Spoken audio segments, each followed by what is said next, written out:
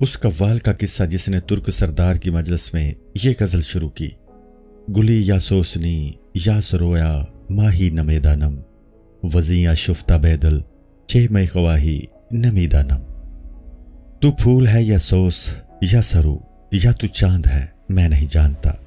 اس پریشان بیدل سے تو کیا چاہتا ہے میں نہیں جانتا. اس پر سردار کا چیخ پڑنا کہ وہ کہہ رہا ہے جو تو جانتا ہے، اور قوال کا اس کو جواب. قوال نے جب غزل سنائی اور معشوق کی سلبی صفات کا اظہار کیا کہ تو ہر وقت میرے ساتھ ہے، پھر بھی مجھے یہ معلوم نہیں کہ میں کہاں ہوں اور تو کہاں ہے. میں نہیں جانتا کہ کیوں کبھی تو مجھے بے حد پیار کرتا ہے اور کبھی کیوں قتل کرتا ہے. اس قوال نے میں نہیں جانتا کہ تکرار جاری رکھی تو ترک کو غصہ آ گیا اور وہ گرز لے کر قوال کی طرف دوڑا. ایک سپاہی نے دوڑ کر اس کو پکڑ لیا اور پوچھا، قوال کو کیوں کر مارنا چاہتے ہو؟ ترک نے غصے میں جواب دیا کہ اس کی میں نہیں جانتا نے مجھے بہت کوفت پہنچائی ہے، میں ابھی اس کا سر پھوڑ دوں گا. اور غصے سے قوال کو کہنے لگا، اے دیوس، اگر تو نہیں جانتا ہے تو جو کچھ جانتا ہے وہ کہہ اور اپنا انعام لے. نہیں جانتا کہ رٹ نہ لگا. تیری حالت تو یہ ہے کہ اگر میں پوچھوں کہ تو کہاں کا رہنے والا ہے اور تو کہنا شروع کر دے کہ نہ میں بلخ کا رہنے والا ہوں، نہ ہرات کا، نہ روم وغیرہ کا، اور نہ کرتا چلا جائے تو غلط ہے. تو سیدھی طرح بتا دے کہ میں فلاں جگہ کا رہنے والا ہوں. قوال نے جواب دیا کہ جب مقصود تصور سے بالا تر ہو تو اس کے اس بات کا پہلو پیش نہیں کیا جا سکتا. لا محالہ اس کے غیر کی نفی کا سلسلہ شروع کرنا ہوگا جو دراز ہو جائے گا، اور اسی طرح وہ مقصود بھی سمجھ میں آ جاتا ہے. میں نے باجے کو نفی پر بجانا شروع کیا تاکہ جب سب کی نفی ہو جائے تو مقصود سمجھ میں آ جائے. اس لیے سکر کو صاحب کی سیڑھی کہا جا سکتا ہے. اس مضمون کو حدیث اور حکیم سنائی رحمۃ اللہ تعالی علیہ کے شعر سے سمجھایا گیا ہے. حضور صلی اللہ علیہ وآلہ وسلم کا قول ہے کہ موتو قبلہ ان تموتو، مر جاؤ قبل اس کے کہ مرو.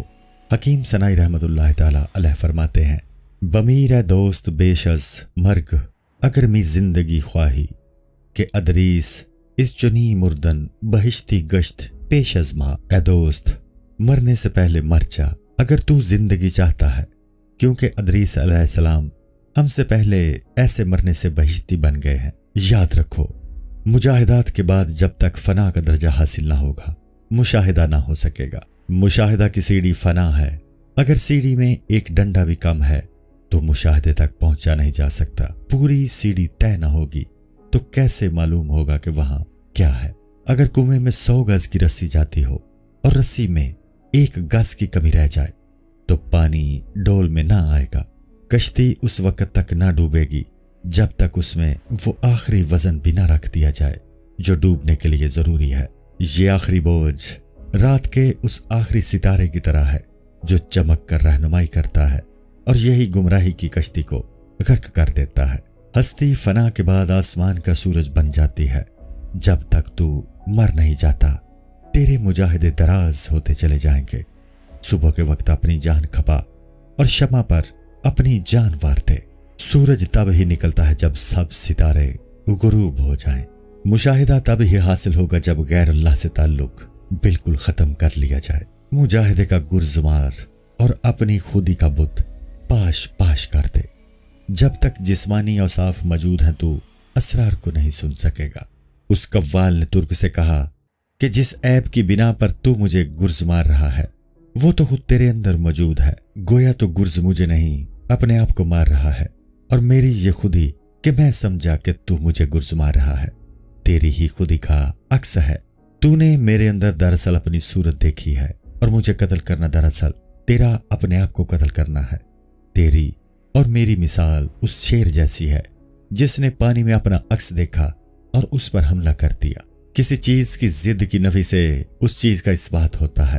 دنیا کے دور میں ذات حق کی معرفت غیر اللہ کی نفی سے ہی ہو سکتی ہے، اس لیے کہ انسان علائق دنیوی کے جال میں پھنسے ہوئے ہیں. اگر انسان بے حجاب مشاہدہ چاہتا ہے تو فنا اختیار کرے اور پردے چاک کر دے. اس موت سے وہ موت مراد نہیں ہے جس کے بعد انسان کو قبر میں دفن کر دیا جاتا ہے، بلکہ اوصاف جسمانی کی تبدیلی مراد ہے. جب انسان بالغ ہو جاتا ہے تو اس کا بچپن فنا ہو جاتا ہے. اگر کسی سیاہ چیز پر سرخ رنگ کر دو تو اس کی سیاہی مر جاتی ہے۔ غم جب خوشی میں بدل جاتا ہے تو غم مر جاتا ہے۔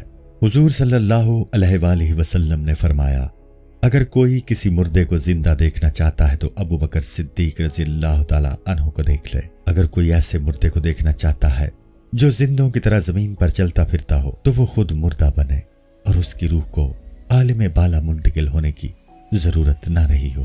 ظاہری موت کے بعد روح کے منتقل ہونے کو عقلاً نہیں سمجھا جا سکتا ہے۔